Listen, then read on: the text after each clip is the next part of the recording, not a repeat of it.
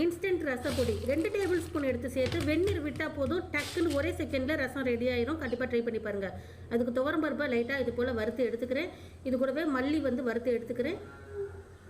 மல்லி வறுப்பட்டோன்னே இப்போ சீரகம், மிளகு, வெந்தயம் சேர்த்துக்கிறேன். சேர்த்துட்டு நல்லா லைட்டாக வறுத்து எடுத்துட்டு 5 கிராம் அளவுக்கு புளி எடுத்து அதையும் பேனில் சேர்த்துக்கிறேன். வரமிளகாய் சேர்த்துட்டு கொஞ்சமாக கருவேப்பிலை சேர்த்துட்டு நல்லா இதையும் நல்லா வறுத்து எடுத்துட்டு பூண்டு கட்டி 3 கட்டி மிக்சியில் அரைச்சிட்டு அதையும் சேர்த்து நல்லா வறுத்து எடுத்து வச்சிடுறேன். இப்போ அரைச்சதெல்லாம் சேர்த்து மிக்சி ஜாரில் சேர்த்து நல்லா நைஸாக பவுடர் பண்ணி எடுத்துகிட்டு வந்துடுறேன். பூண்டையும் சேர்த்துக்கலாம். சேர்த்து லைட்டாக அரைச்சி எடுத்துகிட்டு வந்து அதில் உப்பு, மஞ்சள் தூள், பெருங்காயத்தூள் இதெல்லாம் சேர்த்து லைட்டாக அரைச்சி எடுத்துகிட்டு வந்தோம்னா ரொம்ப சூப்பரான ரசப்பொடி ரெடி. இதுக்கு ஒரு தாளிப்பு கொடுத்துக்கலாம் எண்ணெய் இல்லாமல்.